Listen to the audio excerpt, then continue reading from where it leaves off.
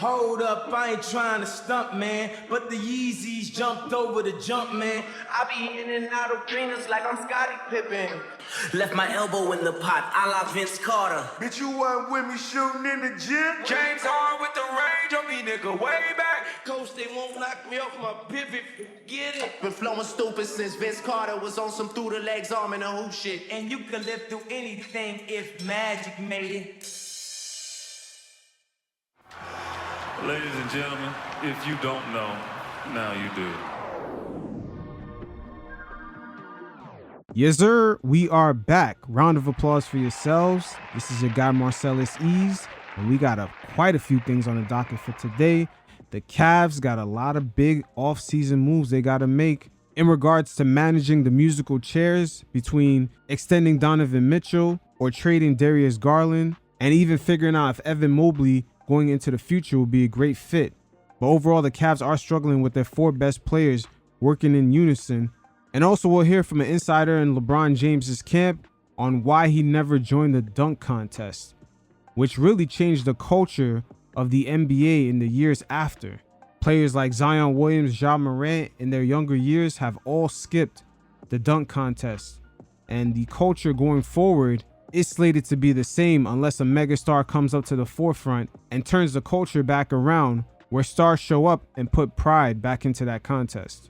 And we'll make our way down to South Beach and hear from good old Jimmy Boy and Pat Riley as they begin their proxy wars through the media, as both headstrong men jock for position to gain leverage over the other when it comes to contract negotiations. And finally, we'll hear from Adam Silver as he touched base on the NBA expansion, some of the negativities of the gambling infusion with the league, his thoughts about ESPN, TNT, and Fox Sports all collaborating on an app, and finally, the WNBA wanting to negotiate their own television rights. The Cleveland Cavaliers have done a great job post-LeBron James era of just putting themselves in a position where they can compete and also maintain a player that relatively has the aura of a star in Donovan Mitchell. But being a smaller market franchise, there are some risks you're going to have to take in order to put yourself in that position to be able to re-sign a superstar in today's NBA. It's almost like the Cavs find themselves in a series of conundrums with Donovan Mitchell, because 2 years into this experience, they have enough data and just enough game film to understand that their four best players might not end up working out too well as far as team fit. And the current roster that they have right now was pretty much leveraged against their draft assets, as they don't have a first round pick outside of this season until 2030. But after their playoff elimination, man, the games the media plays, because just a bunch of leaks about what Darius Garland wants, what Donovan Mitchell wants, his expectations out of Mobley. And the media does play these games, particularly after a team experiences elimination or just their season comes to an end. That's when all the rumors of things that happened during the season come out all of a sudden, all these moles and leaks. But again, the Cavs and Dan Gilbert have done a great job to put themselves in a competitive position as a small market franchise. But again, let's not underestimate, the Cavs have put themselves in a great position to be competitive going forward, is that they're just going to have to juggle a few things, almost a game of musical chairs. During this offseason, try to re-sign Donovan Mitchell, and then you probably have to ship out Darius Garland, as that fit it's a little questionable. But then again, if Donovan Mitchell does not want to accept any type of extension, the Cavs do not have the breathing room to let him play out next season to hit unrestricted free agency. They've leveraged this current roster so much, and just to have Donovan Mitchell walk away and no first round picks until 2030, that's definitely going to be a blow for them to build up this roster going forward. But one thing that could really solve this whole situation is Evan Mobley just developing. Perhaps a new coaching change is needed. JB Bickerstaff has done a great job, but the fact that Darius Garland and Evan Mobley, they haven't really reached up to another level in year 2. So that right there is a major red flag. Perhaps a new coaching change is what's needed. And if just one of those guys develop, Mitchell's more likely to stay. The Cavs, from a monetary standpoint, will have the leverage to re-sign Mitchell, and they've shown a willingness to keep him happy down there and do everything they can to innovate that roster. So the day after the NBA Finals is going to be very important, because because that's the official start date of when they could actually offer Mitchell an extension to see if he's going to stay. But as I stated before, this is a game of musical chairs, because not only now they're going to try to re-sign Mitchell, you're going to have Evan Mobley being eligible for an early extension. Does that fit even work with Evan? Is he going to continue to develop? What he had 16-9 last season, and this season he kind of remained stagnant, averaging 15-9. So as a third overall pick, you got to see the growth, especially within the first 5 years. But throughout this season for the Cavs, they had a beautiful month in January, but they had some players out. Then they had struggles in December. Then they had a little boost in March, early April, but some guys were still out. There wasn't really enough proof of concept with all 4 players playing consistently for at least 2 months. And this is year 2 once again. So unfortunate for JB Bickerstaff, he has been made to be the fall guy, but the Cavs got to do what they got to do to maintain Donovan Mitchell here. And Dan Gilbert in the past has shown that he's willing to innovate, as all small market franchises have to do so. But the fit between him and Darius Garland, it's looking like that's going to come to an end. Either Mitchell is going to reject the extension and the Cavs more than likely will trade him, and then Garland will stay, or Mitchell will sign the extension and Garland will be traded. But the worst thing as an NBA franchise you could be right now is to leverage your future just to be in the middle of the pack. That is the worst position you could be in as an NBA franchise. But we'll see. As soon as the NBA Finals is over, things are going to be very telling for the Cavs. So when we take a look back at LeBron James' reign as being the face of the NBA, especially in a time when he entered the league, the technology was evolving and eventually social media came around and the media landscape changed in a way where athletes were kind of exposed to their audience 24/7. And so he has leveraged his power as being the figurehead of the league to somewhat in a way bend the rules in his favor. For example, now the NBA Finals have more of a gap time in between games.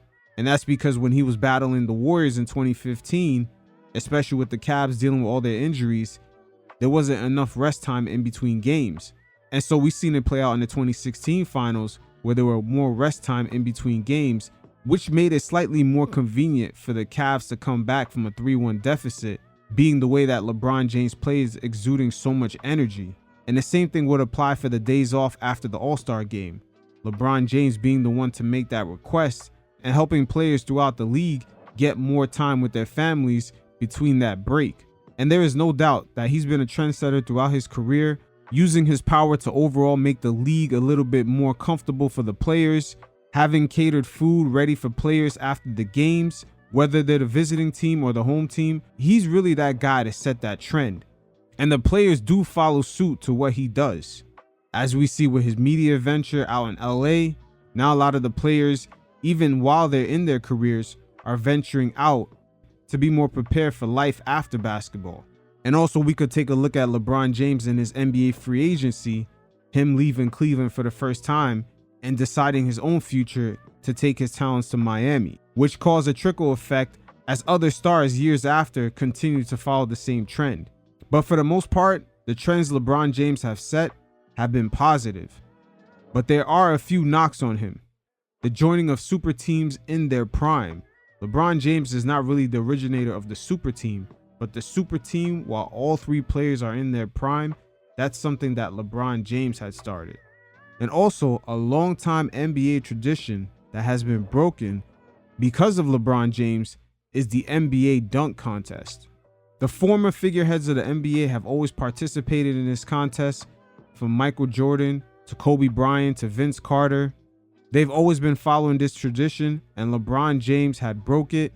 And Brian Windhorst, the guy who's, I don't know if he wakes up next to LeBron James every morning, but he actually gave insight to why LeBron James did not join the dunk contest. Once again, LeBron James definitely squeezes every juice out of the leverage he has of being a figurehead in the league to get his way. You guys check it out, and every once in a while check in. Let me just say that LeBron really did want to make the All-Star game his rookie year, and he was kind of pissed off he didn't make it. And I do think that that was one of the reasons why he didn't do the slam dunk contest that year, because he was annoyed that the NBA didn't have him on the All-Star team. But that's an aside. And that right there is coming directly from the source. Brian Windhorst went to the same high school as LeBron James. So he has major investment in making sure that someone from his hometown, let alone his high school, is named the greatest basketball player of all time. But at the end of the day, the domino effect is other players like Ja Morant, Zion Williams, all being hesitant to joining the dunk contest. And the excuses throughout the years have been, it's a money thing. They don't want to compete against guys in the G League and risk losing, which could effectively kind of hurt their brand. They just want to compete with guys who have brands on the same level. It's all kinds of excuses, but players in the past like Kobe Bryant, Michael Jordan, Vince Carter, they all participated in the dunk contest because it was aspirational for them to get that trophy, because the leaders that came before them that they looked up to went and got that trophy. It put an importance on just having that accolade, almost to the same level as making the All-Star team. But now the Slam Dunk Trophy has become a participation award. And it might take Adam Silver to put, I don't know, $1 million prize on that trophy to make guys want to participate. But we'll see. Once again, LeBron James being the figurehead for the most part, most of the trends that he set throughout the league has had a positive effect. But it's very unfortunate that an old school tradition like the NBA dunk contest fell victim. So Ultimate Troll Man Jimmy Butler has begun his media proxy war with Pat Riley in order to secure a brand new contract before hitting the age of 38, as the NBA and the Players Union does have limitations on the amount of years a player can sign after the age of 38. So Jimmy Butler has a player option he could exercise and try to get a new deal signed by the time he reaches age 36. But if he has no suitors in the open market, he's going to have no choice but to opt in and try to get a new deal signed at the age of 38. But there's a method to his madness, because he does have reason to begin to jock for position to secure his bag, as the Miami Heat do have a resume of not paying people, even their all-time greats like D Wade. Let's not forget, in 2014, after LeBron James returned to Cleveland, Pat Riley did not offer Dwayne Wade and Chris Bosh a max extension. And years later, he told reporters he regret not giving those guys a max deal, particularly D Wade, and allowing him to go to Chicago. So Mr. Miami himself was not able to secure a max deal after leading a team to a championship without LeBron and 2 more with LeBron. And Jimmy Butler, ever since he touched down on South Beach, has never played more than 65 games in 5 seasons. So the Heat franchise, very similar to the San Antonio Spurs, they've always been known to ask guys to take pay cuts, and they're always trying to balance their checkbooks. As they already know, the way Jimmy Butler contract is currently constructed, he's either going to have to test the open market and deny that $52 million that he has coming his way in 2026, or he's going to have to renegotiate with them as a 38-year-old, knowing that the NBA placed restrictions on players that age as far as how many years they can sign for. But let's see how this all started with Jimmy Butler, Mr. Troll Man himself. You guys check it out. Video this. You got it? Yep. 1, 2, 3, action. If I was playing, Boston would be at home. New York, damn sure would be fucking at home. Y'all talk. What the fuck that mean to me? Josh Hart. Yo, what you stop fucking. Come on, man. Nah, I love Tibbs, but I don't want to. I love Tibbs. I love you, baby. I want to beat you to a pulp. You want me, I don't want you. It's like a one-sided relationship. You in love with me, and I love you, but I'm not in love with you. You know what I'm saying? Now, some of you could tell Jimmy Boy kind of sounded a little faded right there, leaning off the yak. But Pat Riley was asked about his comments, and his response was quite interesting. You know, you do develop some dislike for the other team, but they are, this year, I think, the best team in the league with the best roster in the league. They made some great moves. Brad Stevens did a great job in getting Holiday and Porzingis. They built their bench a little bit differently. And, you know, for him to say that, you know, I thought, is that Jimmy trolling or is that Jimmy serious? You know, if you're not on the court playing against Boston or on the court playing against the New York Knicks, you should keep your mouth shut in your criticism of those teams. And again, going back to his playing time, Jimmy Butler missed a lot of games in his 5-year tenure with the Miami Heat. And in this season's playoffs, he also missed crucial games going down the stretch, which led to Miami being eliminated. But Pat Riley was also asked about the upcoming contract extension. As we all know, Jimmy Boy is looking for a last payday, and this is what he had to say. Pat, I know you guys have a few months to discuss this and make a final decision, but as of now, do you feel like you guys will offer Jimmy the max extension he's eligible for, and what are the factors that go into that decision? Well, we don't have to do that for a year. So we have not discussed that internally right now, but and keep in mind that year that he's referring to is if only Jimmy Butler chooses to opt out of the following year. He has a player option. So if he rejects that, then they're going to have to renegotiate at age 36. But if they don't come to terms, Jimmy might want to opt right back into that, especially if another team in the open market is not willing to give him $50 million, which is what he has an option to opting into for 2025-26. And that'll be his last opportunity to get a brand new deal before hitting the age of 38. See, the over 38 rule used to be the over 36 rule. I believe Chris Paul had changed it a few years back. So Jimmy does have a last opportunity to get at least a payday from the Heat or another team. to look at that, making that kind of commitment, okay?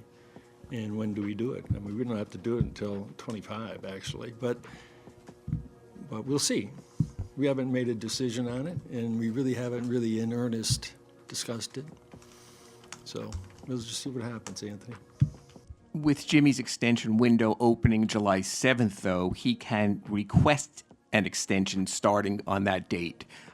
Typically, in his past, he has done that. Typically, there has been, I don't want to say pressure, but there has been discussion. Pressure. There's no pressure. Okay. Damn. Pat Riley letting them know right away, there's no pressure. You're not putting no pressure on me, boy. Pat Riley does not play. He is a fucking ultimate general in this league. I mean, LeBron James went to Miami trying to dictate shit, and Pat Riley, you know, he synced his peoples on LeBron. Like, he sent Udonis Haslem to LeBron. It's like, hey, this is Heat culture here.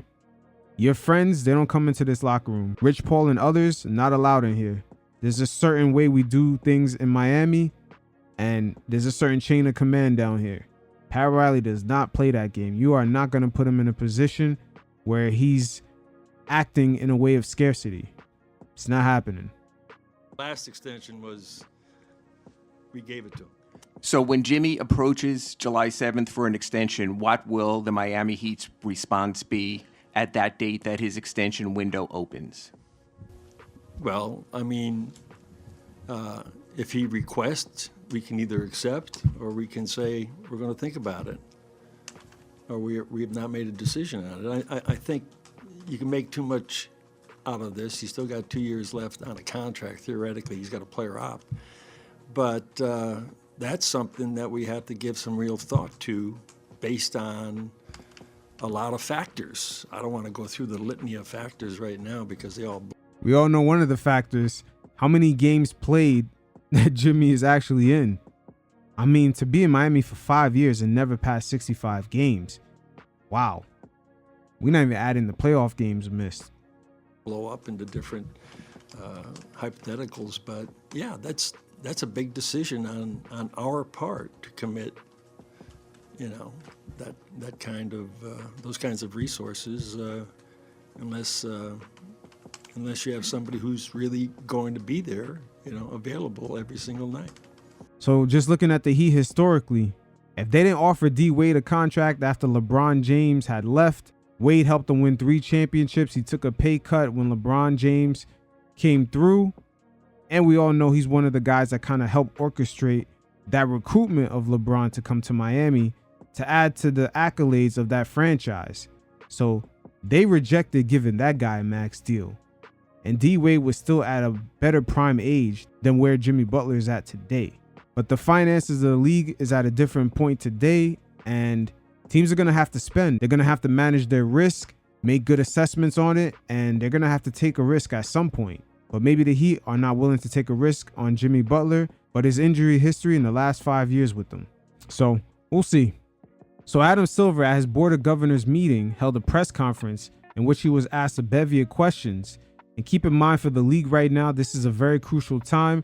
They are currently at the moment renegotiating a long-term television deal, while at the same time dealing with their current broadcast partners, consolidating and creating a collaborative app, which in a way kind of limit the number of bidders who could possibly want the NBA television product. But they have pivoted and created new real estate for streaming, such as the in-season tournament and also the play-in.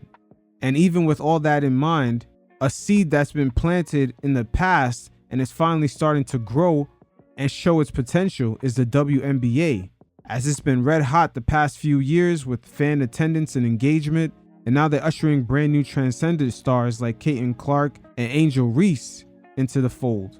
So things on that side are about to bear fruit. But Silver had a lot to say on these matters. You guys check it out, and every once in a while, I'll check in. The conversations around expansion will happen after the NBA media deal completes. I wonder what that process is going to look like. I think fans want to know. There's a lot of cities out there, Vegas, Seattle, Nashville, maybe Mexico City, that feel like they're prime candidates. What, from the league office, is that going to look like? We haven't set that process yet, but just based on historical precedent, generally we formed a committee of our governors. Often it's either an expansion committee or sometimes an existing committee takes jurisdiction of the process.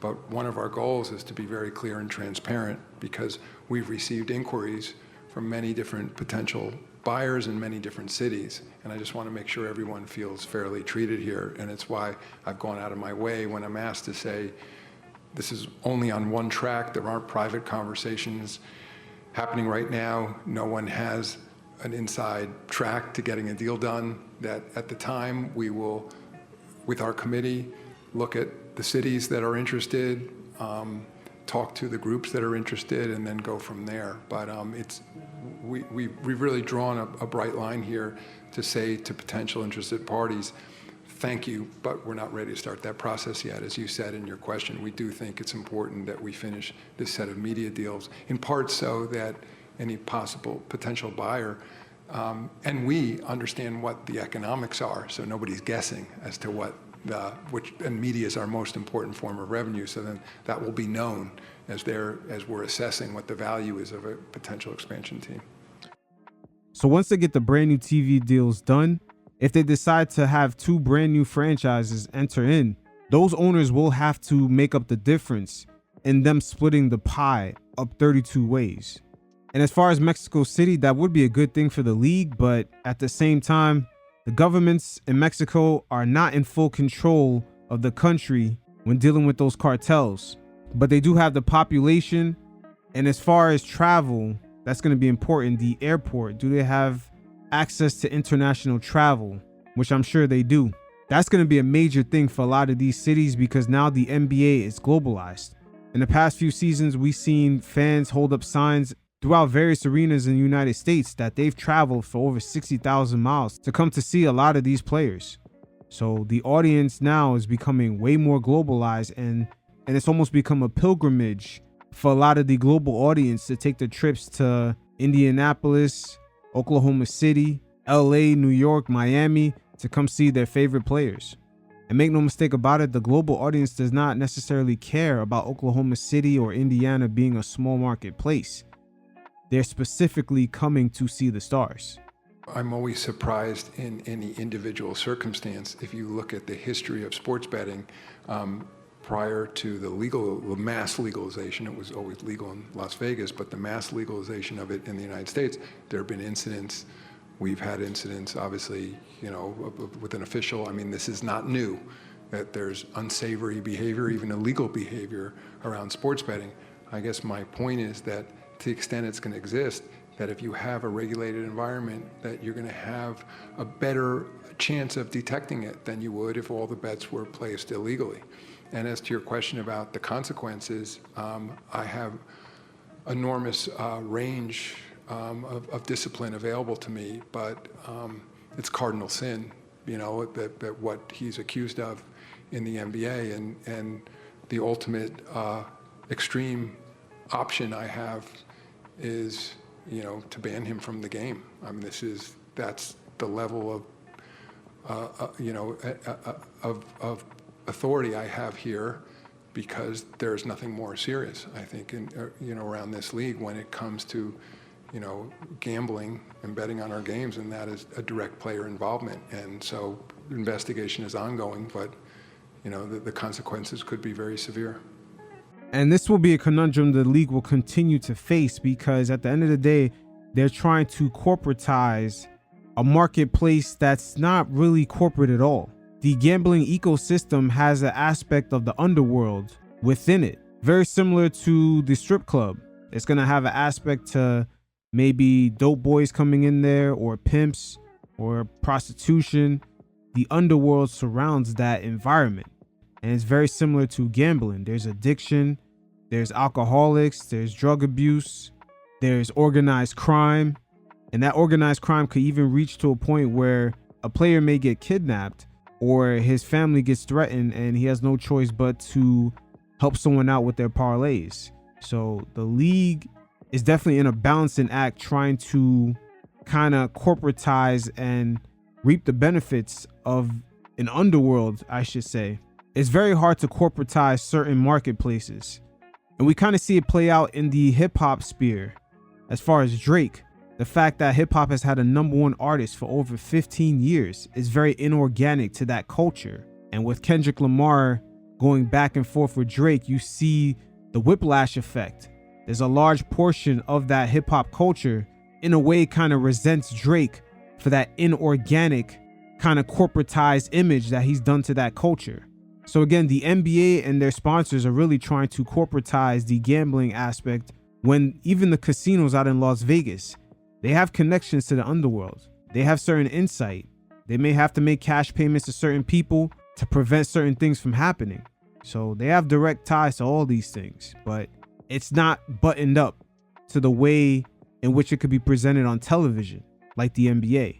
That's going to be a conundrum that the league will continue to face. That Jonte Porter situation is not going to be the last one.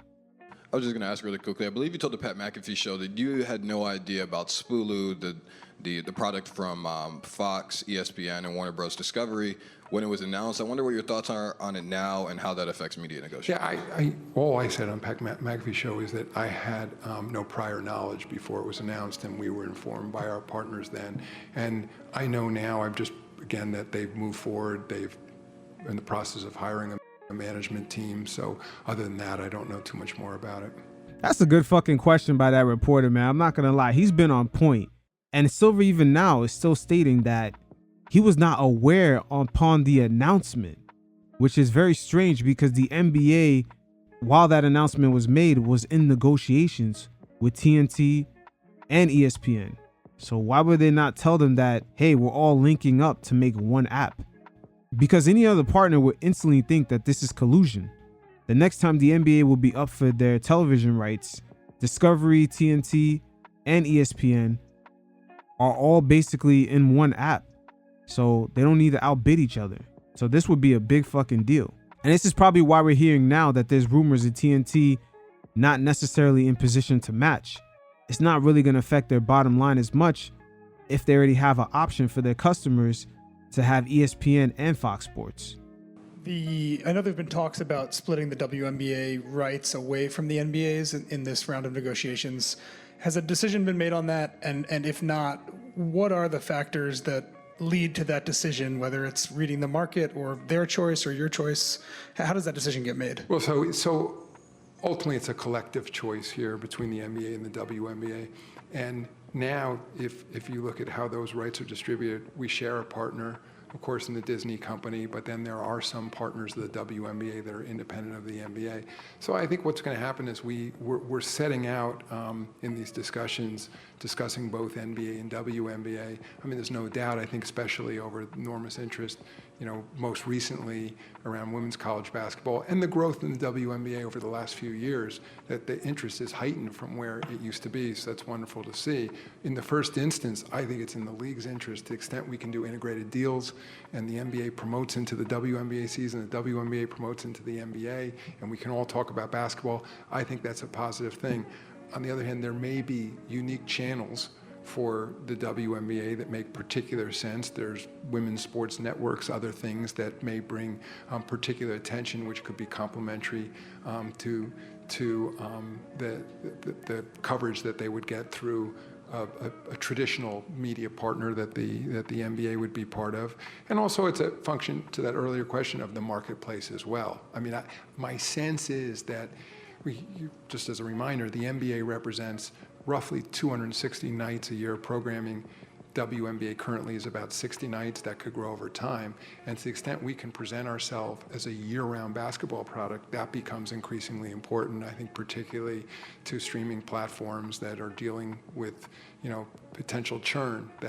And I think it's also, I'll just end by saying, what I mentioned before in terms of what we can do with new technologies, AI, digital executions around our game. I think we're in the process at the league office, and when I say the league office, I mean the NBA and the WNBA, of investing heavily in developing an expertise around how to produce basketball and what the best ways are to present it. So presumably, by having these integrated deals, we can take advantage of that, of our expertise, of that technology, in finding, as Sabrina Ionescu said, at All-Star Game, basketball is basketball, shooters are shooters. At the end of the day, it's the game.